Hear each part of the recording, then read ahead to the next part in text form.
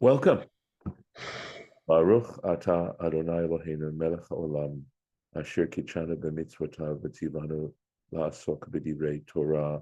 And I, I just want to take a moment to thank people who are not right now. I want to thank you all, but I also want to thank all of you who do actually check in on this particular session, and hopefully you're enjoying it on the recording. It's a very different experience, I know, watching a recording of it as opposed to being immersed in it. But I just want to let you know how much I appreciate the fact that you're watching it. Right, we'll go to the screen share at this point.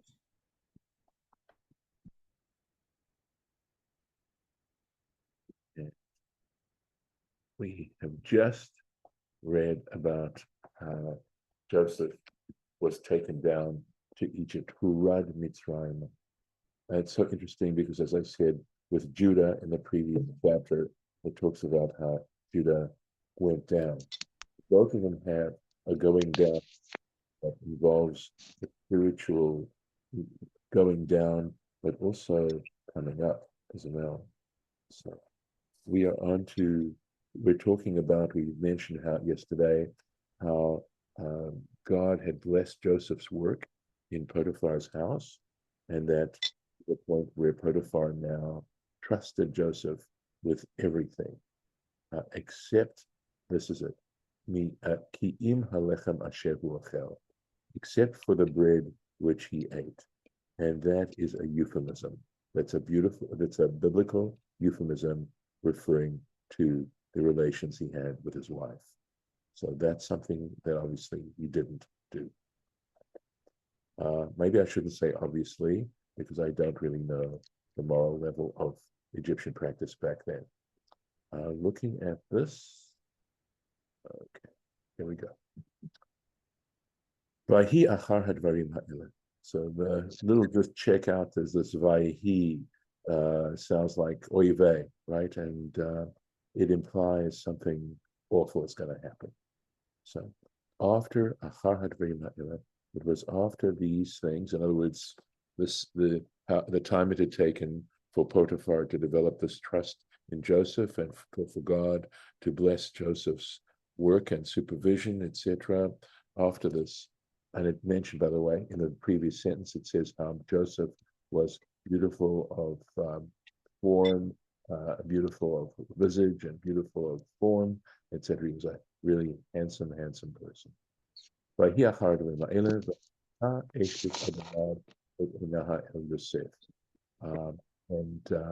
so let me mute you. You're not muted. Please check. Make sure you're muted.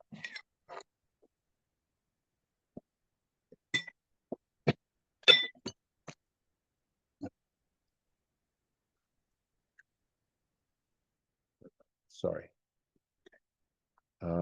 So it says that the Eshet Adonav, the wife of his master, Tisa et Einaha El Yosef. She cast her eyes on Joseph. Literally means she lifted up her eyes to Joseph. But Tomer Shichva Imi. And she said to him, lie with me. Lie with me. So she's obviously trying to seduce him, right? But we had read already that, interestingly enough, we shouldn't impute motive, and that in fact the tradition is that her motives weren't necessarily lascivious at all. Well, but we had talked about because of an oracle and of some sort, if she had been told, by the stars or an oracle or something that this will happen, then she should have trusted that it would happen. She didn't have to, try to force it. Yes, I understand. I guess what I'm thinking is that there's I think, intentional ambivalence here. In other words, the fact that she felt it was okay to not be loyal to her husband because of this oracle. I mean, it's a different way to go, but she allowed herself to be influenced to a point where between the oracle and being disloyal to her husband, she was picking on the oracle. Okay, so and it's not, the fact that the biblical text talks about how good Joseph was looking makes it, perhaps gives us, it's there for what reason, right? Is it to tell us that there might have been, we might have thought that, or is it to say that we can to some extent understand her behavior, or maybe excuse it on some kind of level? Not entirely by any means, but I think what I like is the fact that the interpretation is such as not to impute,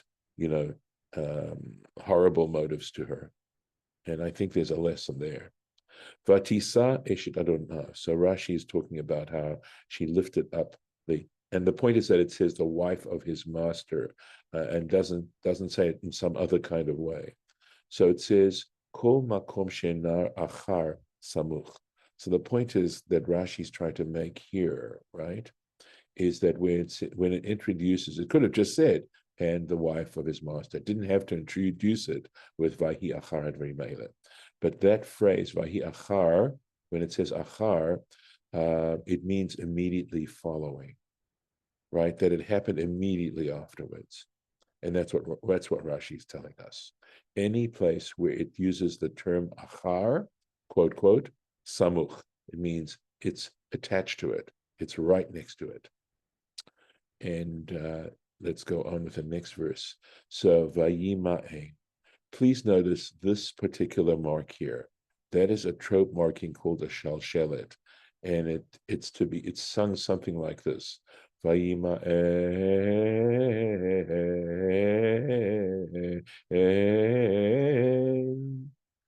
And it implies hesitation of some kind.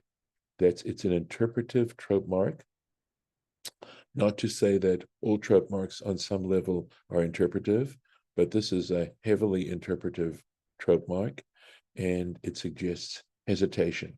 But Vayima Ein means he refused. He refused. And the fact that this trope mark is on that means he was wrestling with himself. He was very tempted, and he was wrestling with himself inside as to whether he should refuse or he shouldn't refuse. And that's what that's telling us. Vayomer, he said, El Eshet Adonav.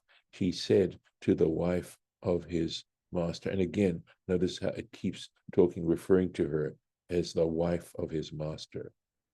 Hein Adoni, okay, he says, the truth is, or indeed, my master, Lo Yada Iti Ma Babayit, doesn't know what is in the house with me. In other words, it's a roundabout way of saying how he trusts him, that he's got free reign in his master's home. And the master is not questioning. Potiphar is never questioning Joseph as to what he's doing. V'chol asher yeshlo, and everything that he has, natan b'yedei, he has put under my control, literally has put in my hands. I don't believe there's a Rashi on this. Next, going on. So what are we talking about here? We're talking about breaking trust.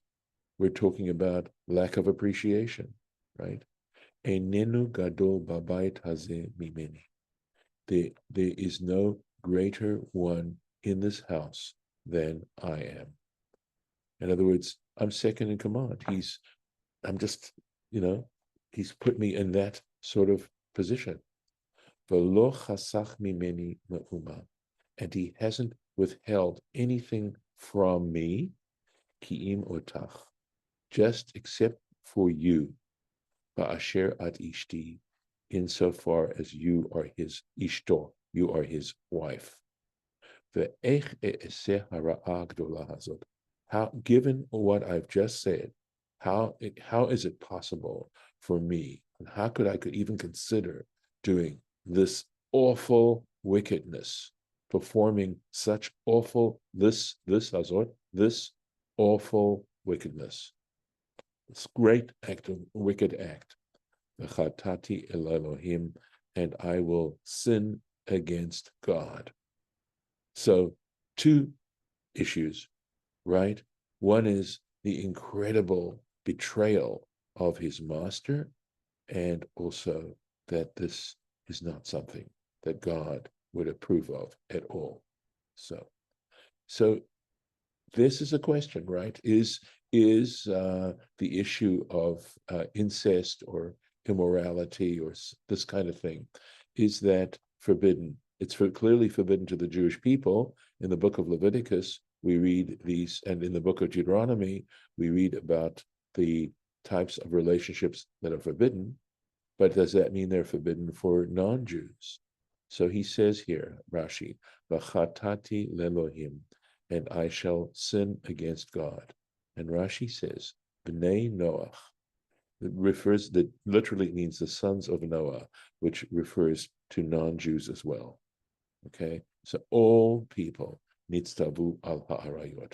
They're all commanded regarding arayot, meaning immorality, sexual immorality, or But is the text not talking about Joseph's sin, though? yes, it is talking about Joseph is Jewish, so what's the point of mentioning non-Jews? because at this point he has not, the Jewish people haven't officially received the Torah. Okay, and also possibly, really great question, Lauren. Possibly he's saying to Potiphar's wife that she also is forbidden to do this. But he does say v'chatati, and I will sin against God. So is he speaking euphemistically to her and suggesting that she also would be sinning against God? So and I'm only saying that because of your question, and the it's an interesting question. So there are a few ways in which one can try and approach this, but it's also, I think, very significant that here he is making a reference to God here. Okay. Vayhi, and it was so, kidabra, as she spoke, right? She spoke, she would speak. El Yosef Yom Yom, to Joseph, day by day. So every single day she was pretty determined. Velo shama eleha, and he did not listen to her. Lishkav etzla, to lie down next to her. Lihiyot ima, or to be with her. And Rashi is going to comment on the duplication of the concepts here. Lishkav elah, to lie next to her. Afilu belo tashmish. He says, even without intercourse. Just physically lying down next to her, not even doing that, even though it might not involve any sexual intercourse. And liotima, to be with her, to be with her. This abbreviation stands for La'olam Haba, which would refer to be in the next world. And I think there are two ways one might look at this, right? In that he did not want to be committed to her in such a way to show such affection, this kind of improper affection, and that it would mean that forever he would be attached. That's one possibility. One possibility would mean perhaps even to fantasize or something like that about being with her, even in his imagination, or just at all, that it's saying at all. He really, at this point, knew it wasn't something he would ever do. Vayhi, and the story goes on, Vayhi kahayom hazeh, and it was, and literally this means like this day. Please forgive me, I'm going to have to mute and see.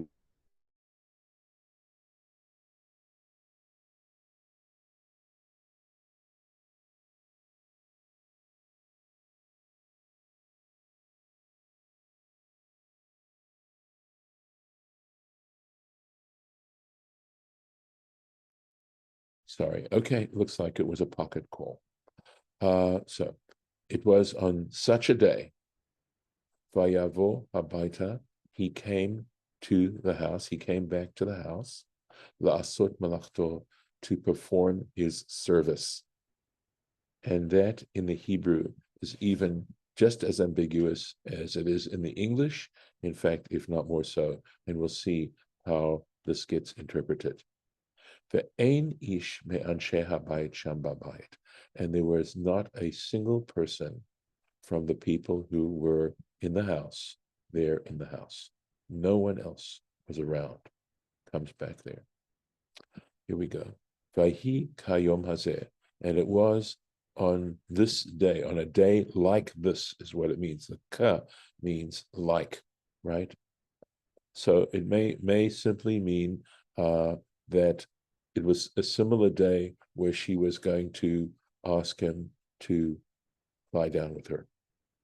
Klomar. So what this means to tell us, what this is trying to say is, Vahi ka'asher higia yom muchad. So what he's saying is that the Hebrew is trying to say that it was when this certain day, this arrived, a certain kind of day. Meyuchad means that it's unique, right? A certain unique kind of day. And what kind of unique day was it? This is, by the way, from a midrash told the Tanchuma. Yom Tzachok.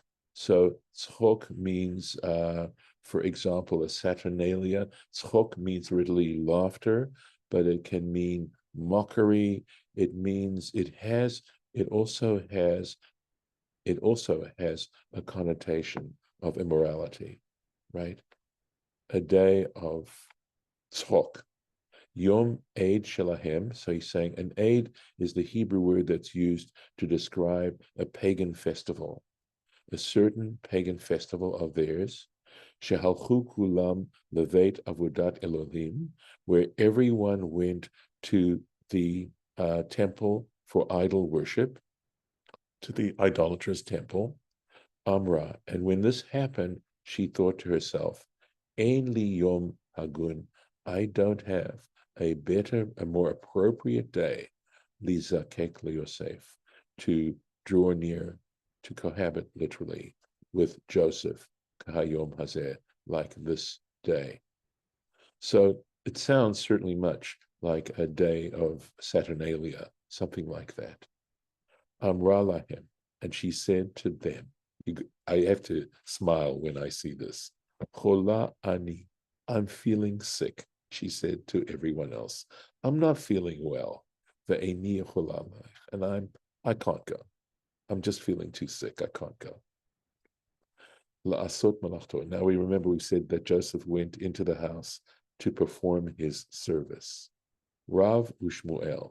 This is the name of two Talmudic teachers, actually very great teachers, Rav and Shmuel. They were interlocutors, and throughout the Talmud, we find them holding different opinions with each other. Chad Amar, one of them said, Melachto Mamash, one of them said, literally it meant going back to take care of the household affairs. V'chad Amar Lasot Tzorchav. And the other one said to do Tzorchav Ima, to do what he needed to do with her. Okay. So in other words, this is the clear ambiguity of the situation. So in other words, he had been tempted and tempted and tempted and tempted, according to this opinion, and finally no one was going to be around, and in fact, he was planning on, in fact, having relations with her. Ella, however, Shenir ate lo demut, I believe it's Aviv. However, Diokno shel Aviv. However, the image of his father appeared to him. He saw an image of his father, the Chule, etc. Kedeita b'Mesechet Sota, as is stated in the tractate Sota. In the Talmudic tractate, page 37, we find this story, how on the one hand, he was ready to commit this act, and yet when this image of his father appeared before him, he couldn't do it. He changed his mind and he decided not to do it. And again, there's just all this layers and levels of implication here and what's involved, etc., etc. So let's keep going a little bit more. Vatit pesehu bevigdo, and she grabbed him with his clothes. In other words, she lay onto his clothing. She held on to his beged, his garment. Lamor, saying, Shichva imi, lie with me. Vayazov bigdo biada, and he left his garment in her hands. Vayanos, and he fled. Vayetze hachutza, and he went out of the house. He left and went outside. Let's see if there's any Rashi on this. Nope, nothing on this for a while. Next. Vatikra le'anshe ha'beita, and she called to the men or to the people of her house. Vatomer lahem lemor, and she said to them, saying, Ra'u, look, hevi lanu ish ivri litzachek banu. He has, yes, go ahead. You didn't do 13. Oh, sorry, thank you. Okay. Vahi kirota, and when she saw, it was so that when she saw ki azav bigdo beyada, that he'd left his garment in her hand, vayanos hachutza, and that he had fled outside, vatikra la'anshe veita, she called the people in her household, vatomer lahem lemor, and she said to them, saying, Re'u, look, in other words, look at the garment, right? Hevi lanu, he brought us, ish ivri, a Hebrew man, litzachek banu, to make sport of us. Ba Eli, he came to me, lishkav imi, to sleep with me or to lie with me, va'ekra b'kol gadol, and I cried out with a loud voice. I'll keep going. Vahi keshom'o, and when he heard it, ki harimoti koli va'ekra, that I raised my voice and I cried out, va'azov bigdo etzli, he left his garment with me, vayanos vayetze hachutza, and he fled and he went outside. The drama is amazing, right? And the human nature involved, right? So look, he has brought us, right? So it doesn't say Hare Zilashon Ksara. He said, Rashi says, this is an abbreviated language. It doesn't say everything. What's it really saying? Hey Lanu. It just says, he says he brought us. Velo Piresh Mi Hevior, but it doesn't specify who's the one who brought him. It just says he brought us.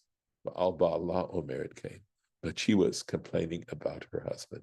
The he was a reference to her husband. Ivri, the term Hebrew, right? Me'ever Hanar, from across the river. So in this case, possibly the river Nile, perhaps on the other side of the Nile. Mibnei Aver, or from the descendants of Aver, because Abraham, Isaac, Jacob, etc., were descendants of Aver. And I think Aver was the son of Shem, Noah's son, Shem. Aver was Noah's grandson. And just simply says, Farim Acherim Me'ever Hanar. So just apparent, I have to tell you, I looked at this and I wasn't really sure what this was trying to say, because it appears to just be repeating these two words right here. But apparently, in versions of Rashi, it leaves out Mibnei Aver and doesn't interpret it that way. It just means from across the river. And I'm going to stop here. Well, maybe those two are linked in that, they're talking etymologically about the word Hebrew, but maybe the name Aber was prophetic about the crossing, going down towards Egypt and then coming back to Israel. Maybe that name was kind of just foreseeing that. Okay, so generally, so Abraham himself is called Avraham HaIvri, and in that case, it means his crossing the Euphrates. And in fact, there's some lovely interpretations of what it means to be on the other side. And these are very traditional interpretations. So, I think it's in the context of what Potiphar's wife was saying, is that she was saying, he brought this stranger, right? It's got that little bit of sense of, this person Other. side. Right. Is this the first time we see that word? No, Ivri, no, Yeah. no, it's mentioned about Abraham. And in that case, it Oh, has, okay. yeah, there's some beautiful interpretations I was saying on that, referring to, there's one interpretation that says, the entire world was on one side, meaning they didn't believe in God. They were into their, into narcissism and stuff like that. And Abraham was on the other side. So it's I just have alienation. So an Ivri could mean alien, right? In the governmental sense. Go ahead, Lauren. also with the garments. This is what I always think of with this story. First of all, there was Jacob using garments to fool his father. Right. Then there was Judah and his brothers using Joseph's garment to fool Jacob, to tell Jacob that Joseph had been eaten by a wild beast. Yes. And now this thing with a garment, and it seems to be sort of symbolic of the passing down of the shenanigans that these guys are playing before they become fully mature. So let me stop the share. Sorry, I see it. Okay. And let's take a look. Yeah, I was thinking the same thing, Lauren, that this whole theme of garments, but garments are interesting. The word beged, right? It says bigdo, his garment. Livgod means to act as a traitor. And that's because garments can really fool you as to the real personality of a person. But it's kind of karma, first what Jacob did, and then to Isaac, and then what the brothers did to Jacob, and then with Potiphar doing this to Joseph. But it's kind of like the fact that he hesitated and saying, before he, a very mature tzaddik would have just said no. But Joseph still has some learning to do, and I think these garments are sort of, treachery is a good way to symbolize it. It's they're they haven't gotten all of that out of them yet. They're maturing. Well, we know this. I'm not the first to say this by any means, but recognize what powerful language garments have, what garments communicate in a nonverbal kind of way is very, very powerful. And later on, of course, we have the high priest and the high priest's garments, and we have the garments of office or the garments of a king, and how a crown symbolizes. There's such heavy symbolism in all of this. No wonder Jews have been so much involved in the rag industry. It's no big surprise, based on what we're reading here. Let me stop the recording for now, and